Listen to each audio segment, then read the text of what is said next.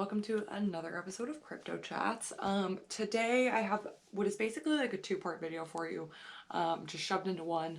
We're gonna cover a couple of different topics, but they do relate to each other, so it's okay. It's not just totally random.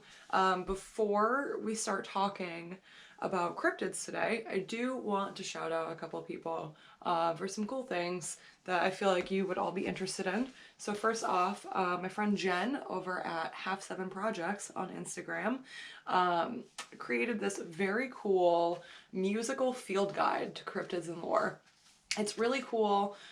So she talks about a lot of different cryptids and lore, things like Bigfoot, the Spectre Moose of Maine, let's see, the Ohio Grassman, the Exeter, New Hampshire UFO incident.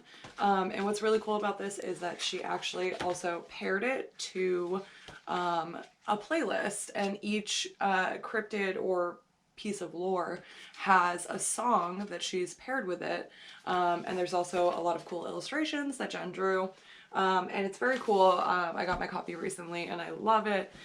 It's awesome. So first shout out goes to Jen. It's awesome. You should buy it. Yeah.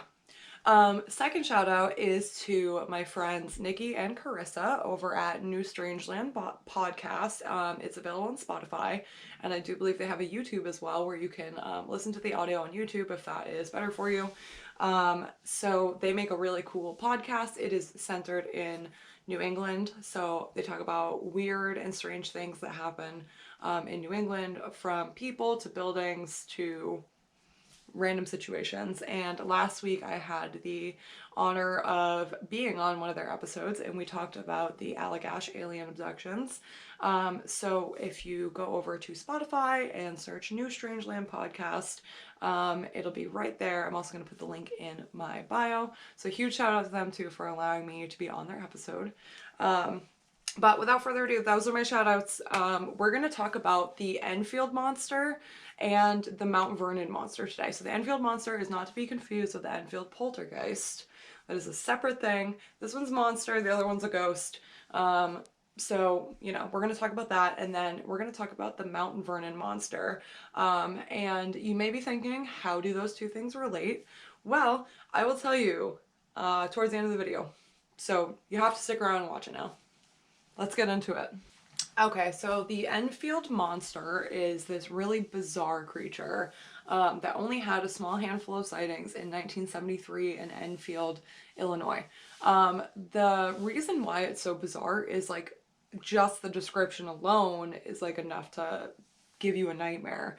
So it was described as a 4.5 foot tall, three-legged monster that was gray with giant pink eyes, and two like tiny little clawed arms. And it didn't really do anything, but its like appearance alone was enough to scare the eyewitnesses of this thing, which is fair because if you look at this picture of it, this is an artist's rendition of the Enfield monster. It's pretty scary looking, and I can understand how seeing that in your yard in the middle of the night would be pretty terrifying. But anyway, so around 9 p.m. on April 25th, I believe, in 1973, a man named Henry McDaniel heard scratching on his back door. He thought it might have been a cat or it might have been, a stray animal. So he went to go look, and he was greeted by this monster that he saw. Being a little bit taken aback, he grabbed a flashlight and a gun and he went out into the woods, really not into the woods, into his yard, to like try to figure out what it was that he had just seen. And this creature was at this point not at his back door anymore, but more towards the tree line, a little bit further away from him. And he took 4 shots at it. One of those shots supposedly hit the creature, and he reported that it made a hissing sound, much like you would hear from like a cougar or a mountain lion, any of those like wild cats. And when he hit this creature and it made this sound, it then jumped away, right? Not like, didn't just walk, it jumped away. And he said that it covered 50 feet within 3 jumps.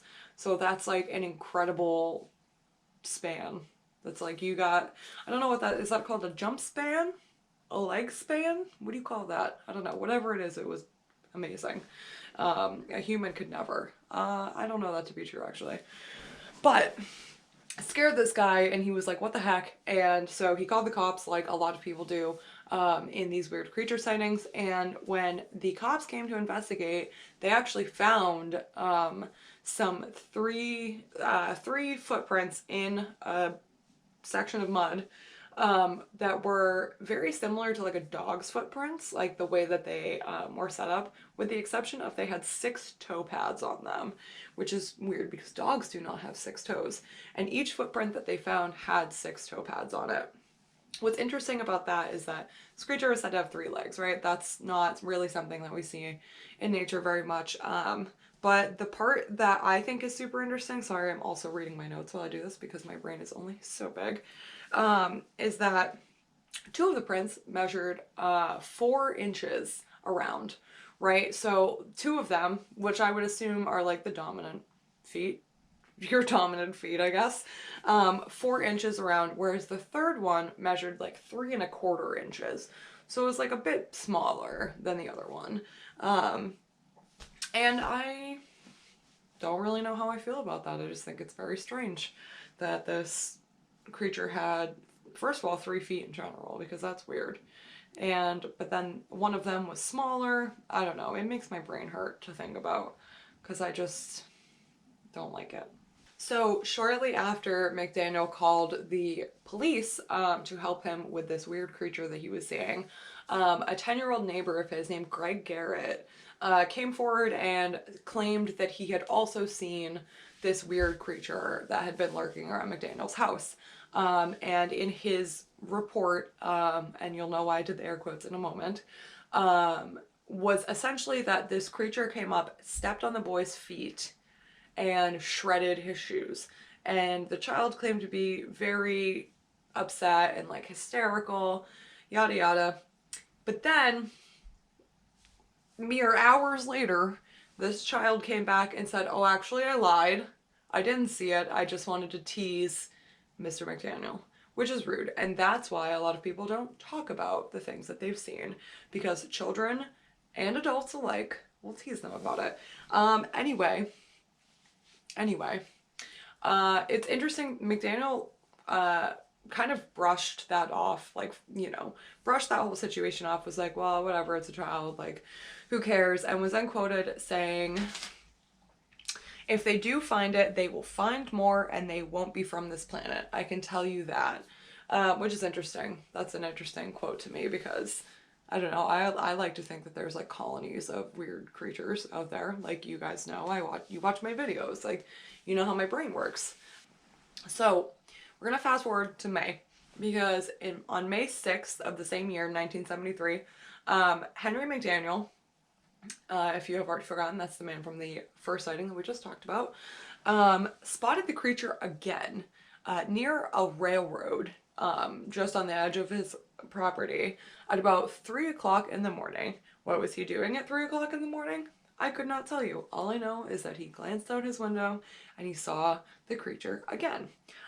Except this time he went out and with a flashlight, he did not take his gun this time, he only took a flashlight, and he stood and he just kind of watched the creature, and the creature did not really even acknowledge him, and instead it just stared down the railroad tracks as if it was like searching for something.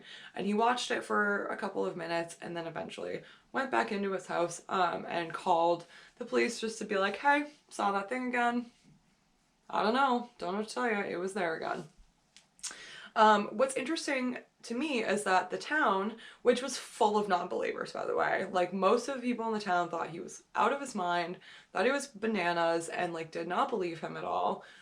So the town sent out a search party to go looking for this creature. And in that search party, there was a man from the news station, I believe he was a news anchor, who was a total non-believer and like kind of a jerk about it, if we're being honest.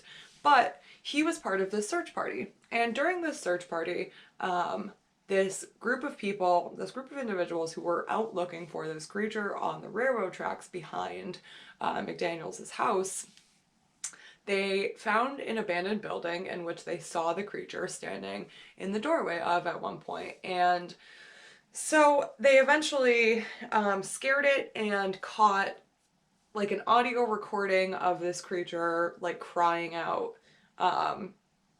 And a lot of them kind of believed after that. The newscaster guy didn't. He was still a jerk forever. But that's okay. But a lot of people kind of were like, all right, we did see something weird. The thing that's strange about it to me is that the eyewitness reports from the search party don't totally match the eyewitness report from Mr. McDaniel. And I don't really know why.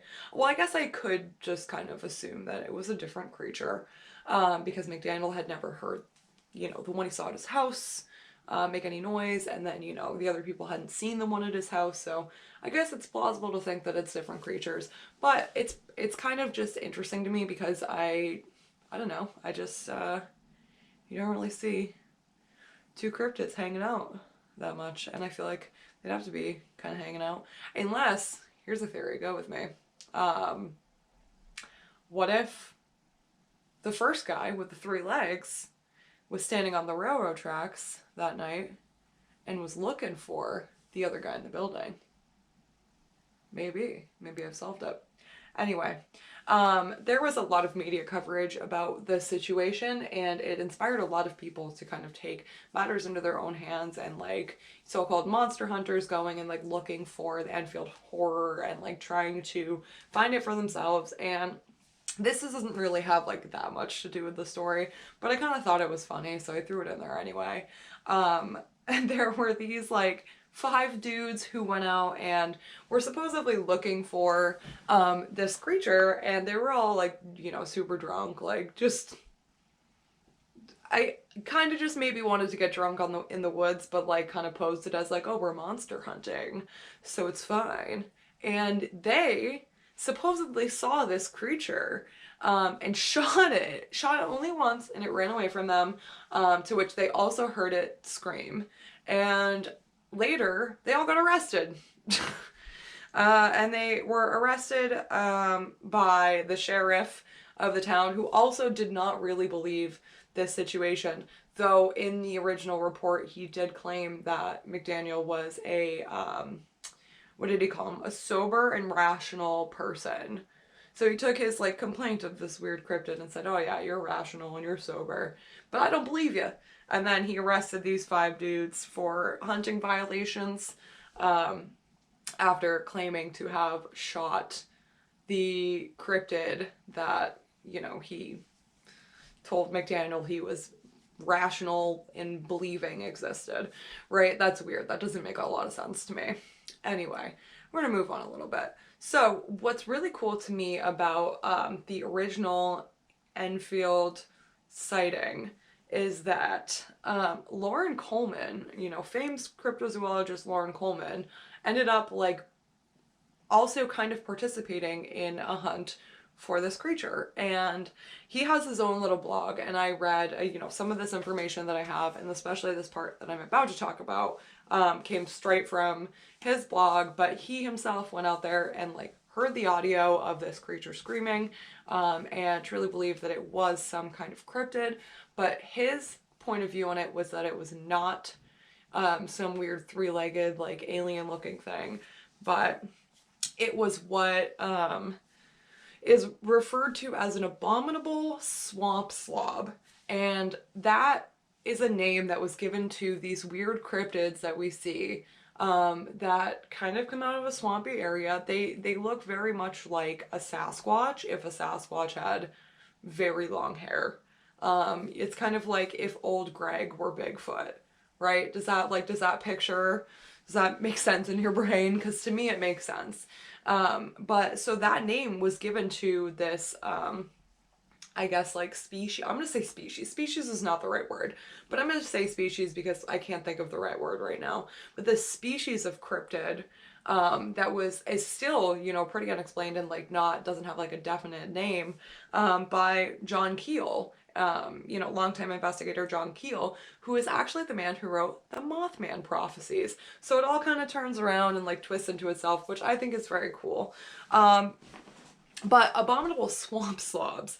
And Lauren Coleman, I'll probably link it in the bottom because it was actually pretty interesting to read, went through and listed a bunch of different situations where people have seen these weird swamp creatures that, you know, sound similar to the audio that he had gotten when searching for the Enfield horror, and like, you know, similar vibes all around. So the other thing I want to talk about real quick is the conspiracy theories that the other townsfolk who didn't necessarily believe that it was a cryptid offered up to explain what it was they were seeing. And obviously, one of the well, okay, so this is one of the only instances I've ever seen where somebody did not immediately say it's a bear, which is funny because normally that's the first thing everybody jumps to is like, oh, it was a bear. It's usually not a bear, but you know how I feel about that. The first one they actually jumped to was that it was an alien, which I love because, you know, if you've watched any of my videos, you know I go back and forth between being like, this is a cryptid and this is probably an alien. And I mean, I love aliens. I'm very into them. I would be okay if this, you know, the Enfield horror turned out to be an alien. You know, that would sit right with me. It would be okay. It would also sit right with me if it was a, you know, animal cryptid thing. I can't think of the right word. Anyway, the other theory, and this one is bananas, but it's very funny, is that it was a kangaroo. Now, the United States is definitely not known for its kangaroo population. And I can't imagine that Illinois has a booming kangaroo population that I don't know about. So I'm gonna go ahead and assume that that was just something that someone pulled out of their butt to like explain to their children, maybe, that like, you know, there's nothing going on, it was just a kangaroo. Nothing about this creature screams kangaroo at all, not even a little bit. And I think it's so funny that somebody like really like tried to convince people it was a kangaroo.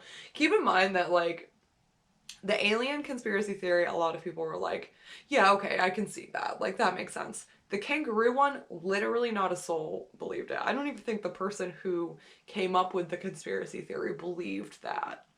You know, like I think it's so silly. The third one, and this is what is going to lead us into our next cryptid, is that the Enfield horror and the Mount Vernon monster were actually the same creature. And that theory came about because at the same time that the Enfield horror disappeared from Illinois, the Mount Vernon monster kind of appeared in Virginia. So it's interesting because there was only one sighting ever of the Mount Vernon monster. There was only one person who physically laid their eyes upon this creature.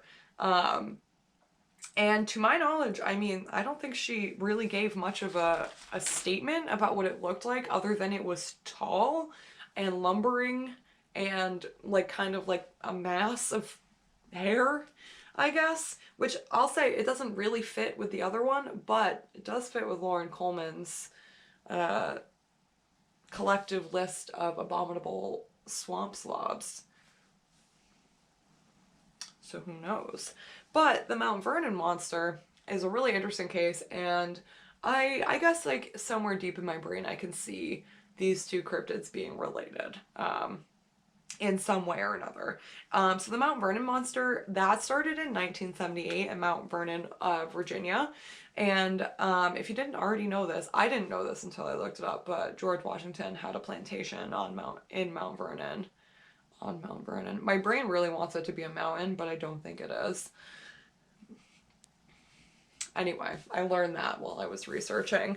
And basically this creature was not really much of a creature. Like I guess it was, but at the same time, the only thing that ever happened with it is that it would wail from deep in the woods all throughout the night for about 9 months. It just was in the woods screaming.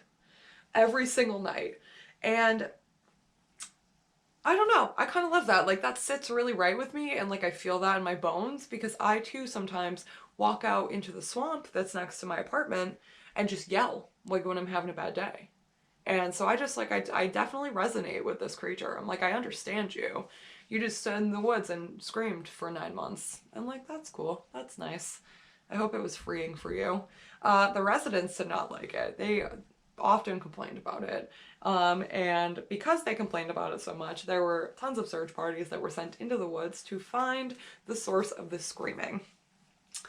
They even brought in helicopters and like search and rescue dogs to try to find this creature in the woods that was screaming for 9 months, and they found nothing. And a lot of people at the time who were interviewed as part of these search parties would say things like, I think it knows that we're looking for it, so it's waiting until we leave the woods. And that was like a pretty common thing that people in these search parties would experience, is they would be in the woods, you know, for hours on end looking for this creature and not hear it at all. But then the second they all gave up and decided to leave, they'd step foot out of the woods and it would start screaming again. And I'm like, you know what? More power to you. I hope you're out there screaming somewhere else. Yeah, I love it. Like, I don't really like, I don't have much information on the Mount Vernon monster. It only existed for about 9 months. I mean, to my knowledge, it could be somewhere else screaming. And I hope it is. I really do. I hope that whatever that creature is, it is somewhere yelling. There were a couple theories given to like what it could be, like owls or like injured deer or something. But I don't know. Most people, like, I feel like if you went into the woods looking for an injured deer or an owl, eventually you'd see it. And no one saw it. So I don't know. I like to think it's just a big mass similar to like Bigfoot, but like shaggier, screaming in the woods. That just really sits right with me. All right. Anyway, that is all I have for you guys today. I know I was definitely a little rambly, a little extra rambly today, but you know what you signed up for when watching my videos. I hope you guys enjoyed. I did really enjoy this, like these two different cryptids that kind of, in a way, like mesh together. Not that they really mesh together, but you know what I mean. So if you guys have any suggestions for things that are have a similar dynamic to the Mount Vernon monster and the Enfield horror, please let me know, because I loved that. That was awesome for me. I hope you guys enjoyed it. I don't know. Hope you had fun learning today. I will see you guys next week with a UFO chats video. I'm actually going to talk about the Allagash abductions, like I did in the new Strangeland podcast with Nikki and Carissa. So that will be up next week. And then, yeah, hopefully you guys stick around and are enjoying what I'm putting out. Don't forget to like and subscribe, and I will see you guys next week. Bye. Thank you.